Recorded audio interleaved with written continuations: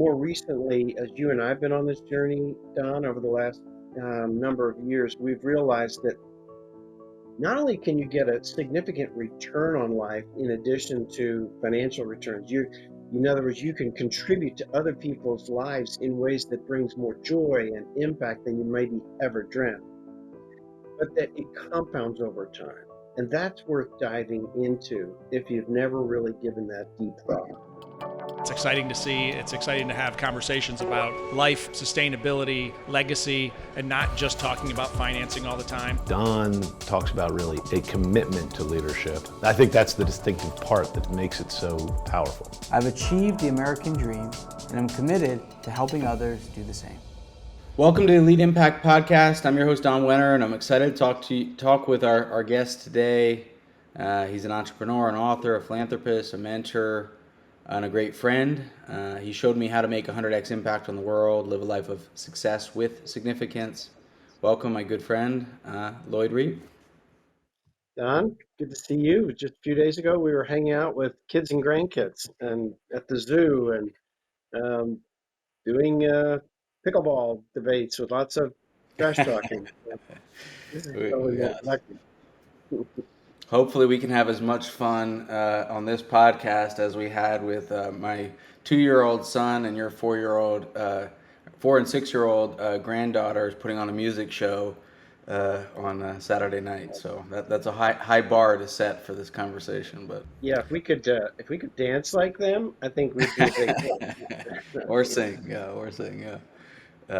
Well, welcome. So a number of our listeners, I'm sure, already know who you are, Lloyd, and if they've joined us at any of our events over the last few years, they've met you there, or of course, if they've read your book, Success to Significance. But if you don't mind, can I turn to you just to give a little background to yourself and your story, what you're focused on today, to kind of frame up your background ahead of our conversation? Yeah. So, I grew up in Philadelphia in a family that was deeply rooted in faith and in business, and went to McGill University and got a great education. But when I came out and started at TD Bank, I realized I'm an entrepreneur. I'm not a corporate guy. And while I loved the bank's innovation and some of the creative things they were doing, I realized I love real estate. I had bought my first piece of land as a teenager, and it got into my blood, and it was just something I couldn't outrun. So I started developing real estate. We did a little subdivision, 18 acres in 1982, 83, 84, those 3 or 4 years. Uh, and that was the start of our career. We had good counsel and didn't spend pretty much anything of the proceeds from that first project so that we could start to leverage up. And we built our first retirement community in 1988 with a business partner. We've been in business now for 37 years, and we're in the process of selling our last piece of property. And it's a joy to look back on that. I've loved that career of taking care of seniors. It's produced great returns. I mean, there's something so wholesome about providing wonderful living environments for people and just simply loving them and caring for them. We've had 97% occupancy over 37 years, and largely because we've just cared about the people who live in our buildings and made great returns along the way. And so it's been a great joy. But along the way, I realized that with financial freedom comes an responsibility, even an obligation to decide what you're going to do with your time. Each of us has 168 hours a week, and we're not just spending it, we're investing that time. So once you get a little bit of freedom, or maybe financial freedom, whether you like it or not, you have to decide how you're going to deploy that. And I started to wonder, what are the core values and the primary loyalties of my life? And how will I decide how to invest my time? That was a conundrum for me. I really didn't have a clear sense of who I was or what those unique abilities were relative to other people's abilities, uh, much less what I was truly passionate about or cared deeply about that made me mad, sad, or glad in this world. So I went on a discovery process and realized in doing so that there were many people like me that had this longing for more meaning, joy, and impact in their lives, but they didn't quite know how to get there. More recently, as you and I have been on this journey, Don, over the last number of years, we've realized that not only can you get a significant return on life in addition to financial returns, in other words, you can contribute to other people's lives in ways that brings more joy and impact than you maybe ever dreamt, but that it compounds over time. And that's worth diving into if you've never really given that deep thought. Awesome. Thank you, Lloyd. So you mentioned the journey we've been on for the last few years together, journey of helping people live a 100x life. Can you explain a little bit about 100x and what you've been doing for many years, and what we're up to today? Yeah, if you think about your life in terms of an investment, or if you're coming from a faith perspective, you may have heard the parable Jesus talked about, kind of paralleling our lives to soil types. And some soil gets distracted, or it's shallow, or it gets sucked in by the deceitfulness of money and pleasure and things like that that promise great things but seldom really deliver deep, rich fulfillment and joy. Yeah. And instead, he said, what if you were to use your life as soil that produced 30, 60, or 100 times what you were given? In other words, if I could take the talent, the time, the influence I have, the finances, and redeploy those in a way that would bring 100 times that in blessing to other people's lives. Starting right here with Linda and our 6 kids and 4 grandbabies and neighbors, up and down the street. For goodness sakes, if my life is going to produce a 100x return, it should be producing joy in the lives of people who live right here on Lake Norman. And then what if it was to spread throughout the city and across North Carolina and maybe even around the world? And so I've had the privilege of taking our kids as they were growing up to some of the poorest and richest places of this world to find ways to bring real deep, rich blessing into others' lives. And the interesting thing is it's changed our kids' lives from the inside out, way more than simply a faster jet ski or bigger houses or more fancy trips might have ever done. And so what you and I have been doing is taking the process, creating peer groups, providing people with case studies and examples of other people's living extraordinary lives, and then take them on a journey at the pace that they are comfortable with, walking side by side to help them envision and move into the life of impact that they really want. And that's really the topic I think we're going to tackle in November when we're together down in Florida is, what kind of impact and legacy do you want to live? And to be surrounded by people who are either on that journey or maybe 20 yards ahead of you, they can give you a vision and inspiration to make the impossible possible in your mind. That's awesome, Lloyd. And so just to add maybe a little bit to that, if anybody's wondering, man, 6 children, I just want to make a comment. Lloyd has 3 children and they're each married. And so now he has 6 children. I just love the way you always talk that way, but behave that way. And I get to see that firsthand with your son Carter and your daughter Shanna this past weekend. It's so cool. But so just to frame it up, Lloyd dedicates a ton of time helping some of the most successful, incredible businessmen and women around the world, to make the biggest impact they can with their time, their talent, their treasures, and help them in many cases get clear on how to do so. And I get to be a part of that and helping select some of those most incredible people that get to go on this journey with a great peer group, learning from those, as Lloyd said, ahead of them in the journey. It's been an unbelievable joy. And you've really dedicated almost 30 years now to this journey of helping people do that.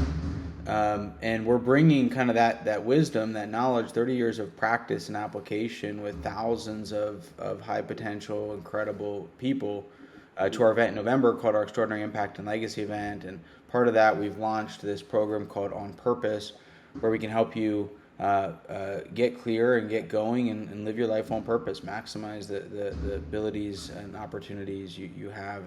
And so we welcome you to join us. Lloyd will be speaking. His wonderful wife, Linda, and maybe an even better author than Lloyd now, we can say, with her recent book, will be there speaking as well. And I hope you can join us this November 7th through the 9th in St. Augustine, Florida. So Lloyd, the organization you helped found now, you can tell me, I think 30 years ago, Halftime, and first book that was kind of written about that called Halftime. You wrote a follow-up book to that called Success to Significance, which is incredible if anybody hasn't read it.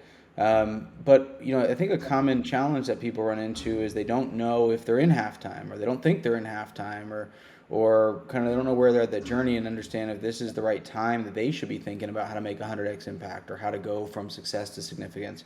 How do you frame that up? How do you think about it? How do you answer that to somebody asking that question to themselves right now?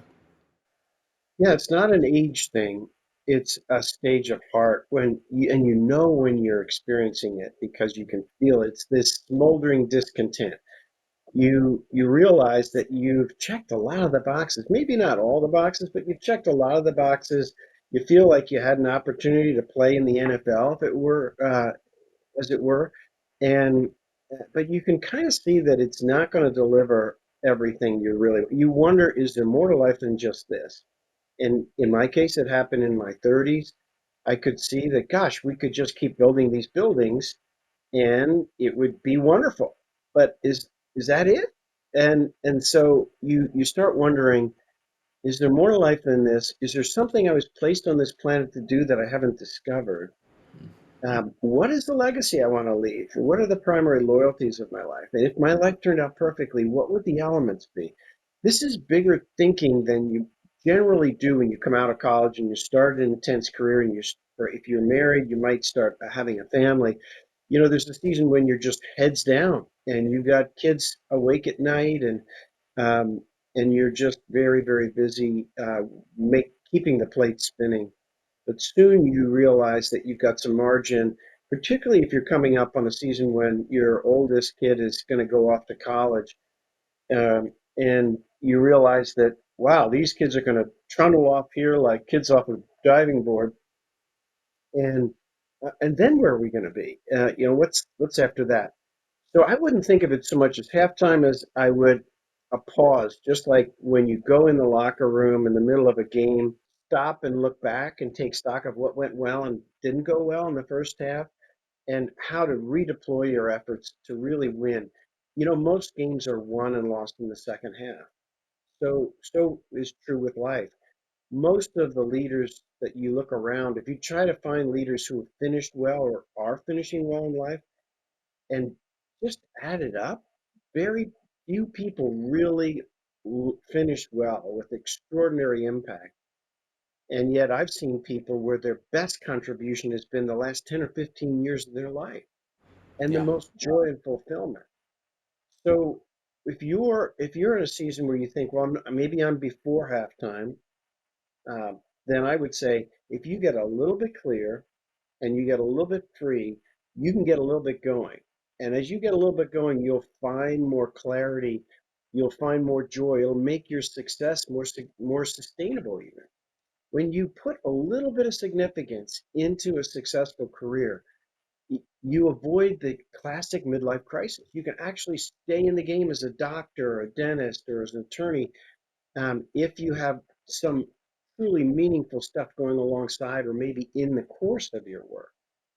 Very often, when you look under the hood in your life and you give deep thought to it, you discover places in your current platform where you can make a really meaningful impact. Some of the people that Don and I have served over the years, have real estate platforms, just like you do, Don. Yeah. And and when you just stop and think about it, you got, say, 20,000 apartments. That's probably 45,000 people living in there, maybe 50,000. And every one of those people has pain points in their life. Every one of those people have educational things, challenges, financial literacy challenges, loneliness. Think about how many people are in DLP apartments that are simply lonely. And if we can come alongside them with someone with no smart answers, but just cares and knocks on their door and says, hey, how are you doing, Mrs. Smith? You can change a person's life on your existing platform, right? And you probably have stories, Don, where you see that happen every week. Yeah, it's powerful, Lloyd, and it's why you and I have had the conversation. I think of the framing as success, with significance, and many of the people we've been able to serve are realizing that they can have a significant impact, they can make a difference, they can do ministry with inside their business. Their platform they already run is the place that they can have a significant impact, make a 100x impact. And that's a little bit different thinking to maybe 10, 20, 30 years ago, in the typical journey of quote unquote, halftime. And so appreciate you framing that up. So like, one of my favorite things you taught me, and you taught many, is you kind of touched on it a moment ago, is perfect life metrics. And can you frame that up for those who aren't familiar? What is that? How should somebody think about that? Because I think it's a really important way to frame up and think about what a significance means to you, what you want this next season of your life to look like. Yeah, when we've been taught by great thinkers like Jim Collins, and Stephen Covey, is that in your business, you begin with the end in mind. And I remember when I would go into my mentor, Bob Buford's office, on a regular basis. I was maybe early to mid 30s. I would I would share with him my 5-year goals, my 5-year plan, and how I was doing. And one day he said to me, Lloyd, you come in here with these goals and you're kind of checking the box and you're very diligent and you're focused, but you've never told me to what end. And I said, to what? To what? He said, no, to what end? And this was something he learned from his mentor, who was an older gentleman that's written lots of leadership books, named Peter Drucker. And he always asked this question. He would just sit there with his calm demeanor and his Austrian brogue, and he'd say, to what end? And you just had to answer. And so he said to me, to what end? In other words, where is it taking you? And I didn't have a good answer. And that's really powerful when a friend or a mentor asks you a question that's a fruitful question and you discover you don't have a good answer. It's a that's a powerful moment you don't want to let slip by. So I wrote down what his next question was. He said, I want you to take time this summer. We went to Canada every summer because Linda's from Canada, and we spent a month there in July every summer. He said, while you're in Canada, when you're not doing family stuff, I want you to work on one question. If your life turned out perfectly, what would the elements be? And it was as if we were sitting on a bench 30 years from then, and we were just chatting together. And he said, "Gosh, those 30 years went by so fast. How'd it go for you, Lloyd?" And if I turned to him after some careful thought and said, "It went perfectly," what would be those things I'd have to scroll through in the back of my mind to draw that conclusion? And so I worked away on it. I started out with pages, and then I brought it down to one page, and then I brought it down to something I've carried in my wallet ever since then. And they're just 6 simple things. Now the risk is if I told you all 6 of mine, that you might it might disrupt your own creativity. It's something very powerful about starting with a blank piece of paper or a blank, what do they call this? Rethinkable, that my kids turn me on to, a paperless thing. Start with something blank and answer that question. If your life turned out perfectly, what would the elements be? Now, it's a metric because you measure it. It gives you a plumb line to assess your life every month, every week, and certainly at the end of every year. Now, you want to decouple what you want to see as a result from how you'll measure it. There are some things you're going to get clearly on your list that you want, but you find hard to measure. But don't let that stop you from putting it on your list. For example, the 6th metric for me is to spend my life surrounded by beauty. Well, great. How beautiful is this? I mean, how would you score this, right? That could have stopped me from putting it on. I'll tell you, that 6th metric has been so life-giving to me. It's one of the things that made me good real estate developers, I love creating beauty. I love creating beauty in other people's lives. I love creating beauty around me. I love creating beauty in my neighborhood, um, and certainly in our retirement communities. So um, now I know that this is more beautiful around me than it used to be, but it's not as easy to measure as my second metric, which was to become someone who gives extravagantly. That I can tell you down to the penny because it's clear. It's numeric, but Yeah. don't let it stop you from putting down what you really want. Awesome. So my partly probably maybe to the note you just made of seeing somebody else as it helps frame your own. My sixth perfect life metric is operate at a sacred pace, taking time to hear the Lord and enjoy the natural beauty of God's creation. And I love being outdoors. I like to spend as much time hiking, biking, fishing, whatever that may be, around the world, seeing beauty. But giving myself the permission and the sort of requirement per se to operate at a sacred pace, which that term sacred pace came to me from a mutual friend of ours who wrote an awesome book called Sacred Pace, and you and I had this conversation, and we both also read another great book in some ways similar, The Relentless Pursuit of Elimination, is it, or some of that effect, right, by Ruthless, John ruthless Comer. elimination of hurry. Ruthless Elimination of Hurry, there we go, by John Comer. And so, a lot of people when they hear what you've been talking about, Lloyd, they say, "I'm just so busy. I just don't have time." Everybody's running around feeling that they're, so hurried, feeling they don't have any capacity. They're at their max every single day, just trying to stay above water. And what encouragement? What would you say to somebody thinking that of, man, I wish I could take the time to have perfect life metrics and take the time to think what I want the endpoint to be, to what end. What would you encourage to those saying they're struggling with capacity and they're constantly hurried today? Yeah, well, that's why you and I created this on purpose program is to make all the stuff we're talking about accessible at a level where you're just starting and it feels overwhelming. But the simple first thing to do is to list everything that you've committed to that shows up on your calendar on a regular basis, and then to score it. Maybe based on four things. The way I do it is I score it based on four things. I score each of those activities 1 to 5 on heart, impact, growth, and obligation. So heart is, to what degree do I love doing this? You don't want to work on stuff you don't like doing, or at least devalue stuff that you don't enjoy. Growth, am I growing? If we're not growing through what we're doing, we're going to soon be dead in the water. So to what degree is this activity helping me grow personally? And to what degree is this making a real lasting impact, not only in the organization I'm working in, but the people's lives around me? And to what degree do I have an obligation? I signed up to be a parent 37 years ago. I can't say, oh, I'm opting out. And once you've done that, then you eliminate the low value things in your life. So you'll find 2 or 3 things that are not meaningless, or they wouldn't be on your list of, but they're lower value than other things. And this is what requires discipline, is to ruthlessly eliminate the low value things, even when it's painful, even when people around you are disappointed. I remember Rick Warren saying that leadership is the art of disappointment. You're going to have to disappoint people when you say no to things that are relatively low value so that you can say hi to high value, yes to high value things.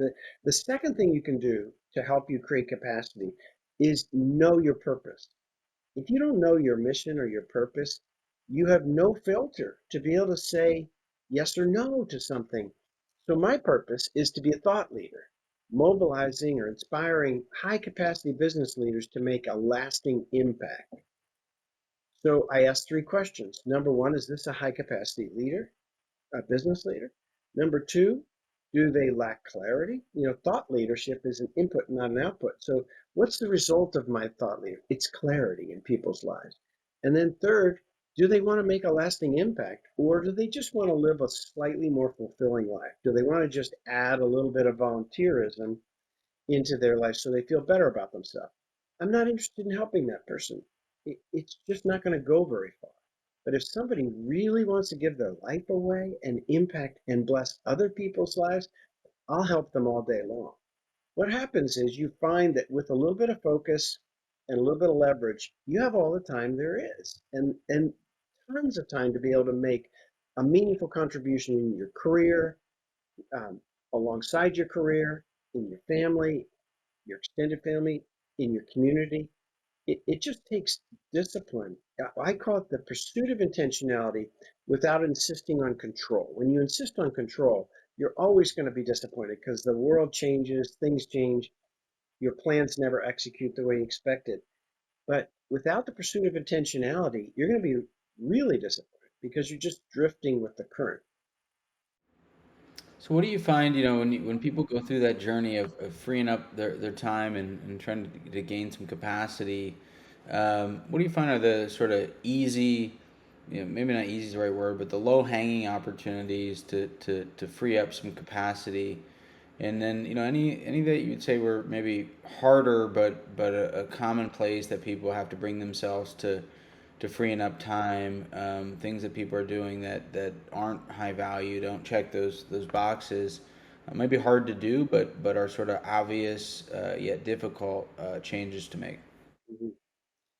The easier ones are the time you waste watching junk TV or just watching long sports when you could do a short version of it. I'm watching the US Open right now, but I'm not going to watch a whole 3 hour tennis match. I'm going to watch a distilled version of it and get as much enjoyment out of that and actually learn some things about tennis. Or switch out. I've switched out TV to the master class, and it gives your mind the same um, time to rejuvenate so you can go back to productive work. But meanwhile, you're learning something that probably is going to contribute to your career or to your ministry contribution. So those are easy ones. Just go through your calendar, get rid of social media stuff, get rid of TV, um, and replace it with something that gives you the same restorative benefit, but has a residual benefit as well. The harder ones is to go on a war on meetings. Just declare war on meetings in your life, and don't go to meetings where you can't make a material contribution. And if you have to negotiate with your team, then negotiate. Tell them why you want to bring your best to the team and why these meetings repeatedly are a waste of your time. And you're going to run the risk of hurting someone's feelings. Or maybe you discover that you're in an organization where it's got a bad culture, that they actually don't value productivity. For goodness sakes, why would you spend your life in a setting like that? Why not get surrounded by people who really want to accomplish something? When you go on a war on meetings in your life, you'll discover what the culture is of the people around you. Or they might inform you that you're making a bigger contribution than you think. Well, then listen to them. I always love that Yohari window, which is a way of looking at your blind spot. You can look it up online. The Yohari window assumes that this box has everything, all the knowledge there is to know about you as an individual. And there's two columns and two rows. The two columns are everything we know and everything we don't know about you. And the two rows are everything you know about you and everything you don't know about you. And there's only four boxes. There's the public place of what you know and we know. There's a private place of what you know and we don't know. There's the mystery box of things about you that you don't know and we don't know, and only God knows the answer to those, and you got to go to Him to get answers there. But there's this other box, the things you know about me that I don't yet know, and I need to minimize that box by asking you for input. So go to your team and ask them, okay, I don't think these are productive things I'm doing. I think I'm better contributing here.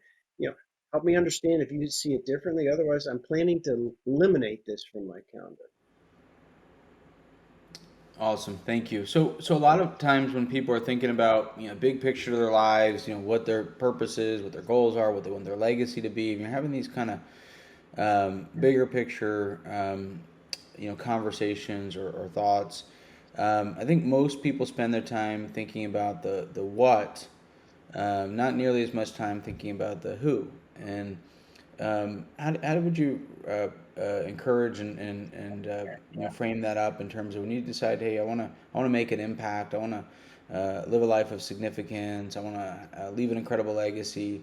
How you think about the who to that equation. Yeah, I think you're right that we tend to think, okay, I gotta serve homeless people because I see them on the corner when I'm driving to work. Um, and there's a good piece to that you want to keep your heart tender. But frankly, just giving someone $10 at a corner is not likely to really make a material difference in their life. There are better ways to get at the compassion that you want to bring. Um, And so instead of getting mesmerized by some kind of a big idea of you need to find some one cause that you're going to get after, it's often helpful to just set that aside for the time being and just ask the Jim Collins question, who first and then the what? Who are the people you want to touch? Who are the people whose lives you want to love extravagantly? And start putting their names down. So say you just had two categories. The people in need that whose issue in their life makes you mad, sad, or glad. We have an exercise Don and I take people through that has about 450 or 500 photos of every human experience. And we ask them to look at these pictures on a wall and pick the three that grab their heart the most. And that's one way of trying to figure out what kind of human experience are you most drawn to addressing? And it's not always pain and suffering. Sometimes it's strategy. Sometimes you want to bring strategy to. I know I have a friend, Micah Latcher in Nashville. He's a great real estate developer and investor. And he realizes he's got architects, he's got planning people, he's got civil engineers on his team. And he finds one nonprofit in Nashville every year that has a significant real estate problem, and they fix it and they fund it. They fix it and they fund it. Now, if he does that he's 41, I think. So if he does that just the rest of his life, he's going to fix and fund the biggest single real estate problem of 40 different ministries in the city of Nashville. Just that one strategy is going to change the world. Now, the other side, though, of who first and then the what is the people you want to love extravagant. And if you put in your mind, who who on this planet would say to a friend, I feel like Lloyd has loved me extravagantly? Who would actually say that? And what would make them think like that? And have I ever decided who the people are that I want to love extravagantly? Now, a long time ago, I wrote down the list of 10 people I wanted to love extravagantly. And the first thing that was difficult about that was that there were people, if I was going to limit it to 10 and I thought I could actually love 10 people extravagant, there were people that were not going to be on that list. And so the temptation is to not make the list. But everybody you want to love well has a name. And you're not likely to do it unless you know who they are. And you make a commitment. And it doesn't mean I couldn't grow beyond that. Now, what's interesting is my family has more than doubled in size since then.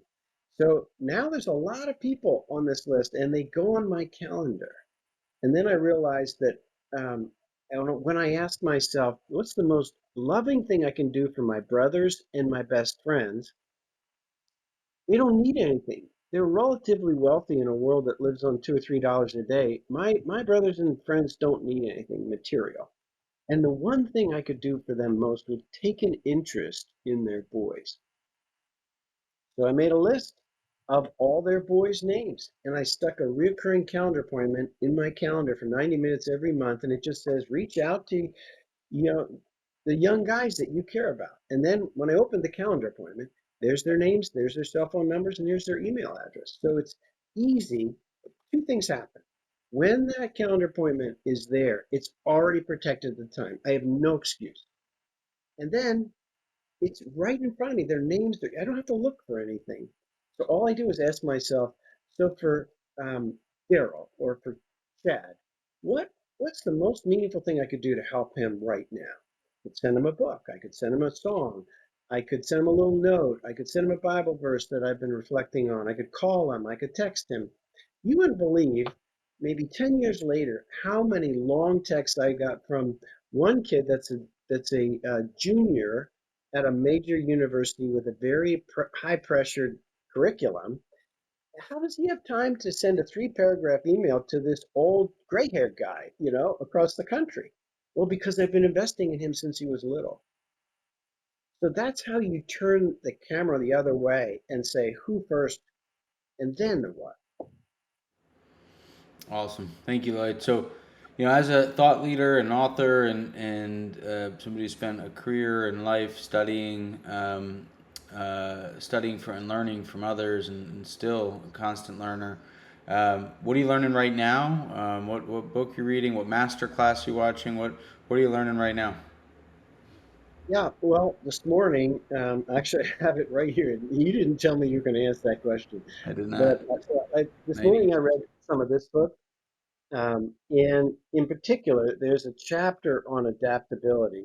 Um, Adaptability is so powerful and so important if I'm going to stay relevant through decades. If I'm going to make a equal contribution or growing contribution over time when everything's changing so fast. If I get stuck in my ways or become an old grumpy old man, my contribution is going to go off and my friends are going to go away.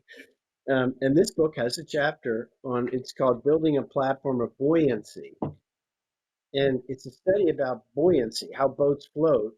And this guy worked in the Navy, and then he talks about adaptability, how adaptability is a big part of buoyancy.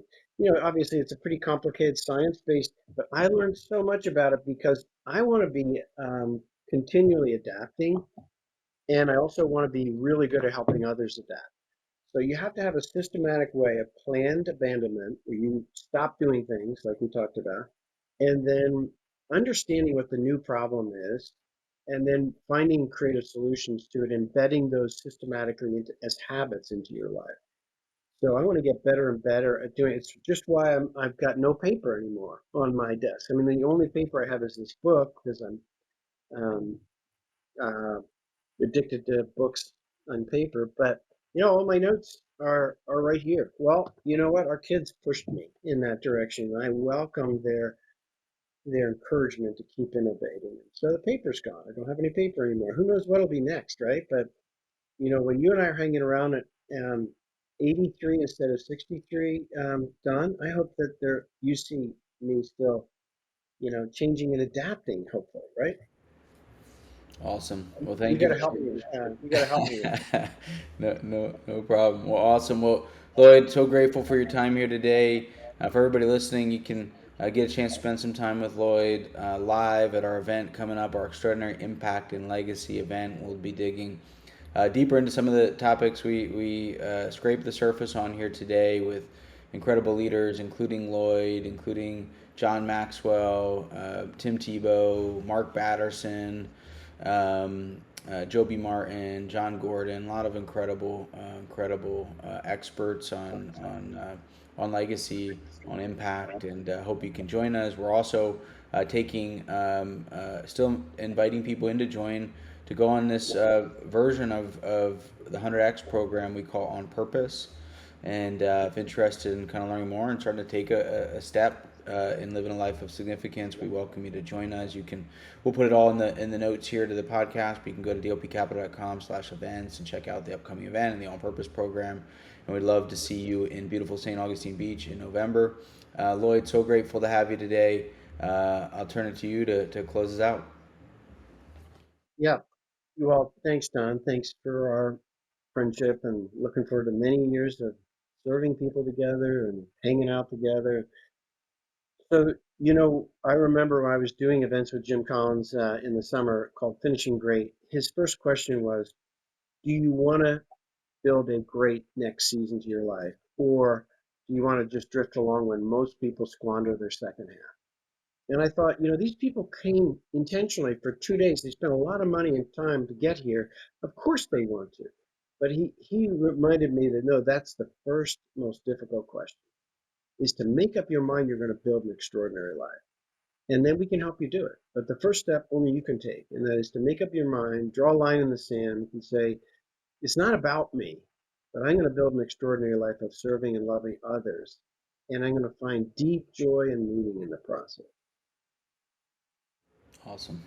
Awesome. Thank you, Lloyd. So grateful for you, for your friendship, for your time here today.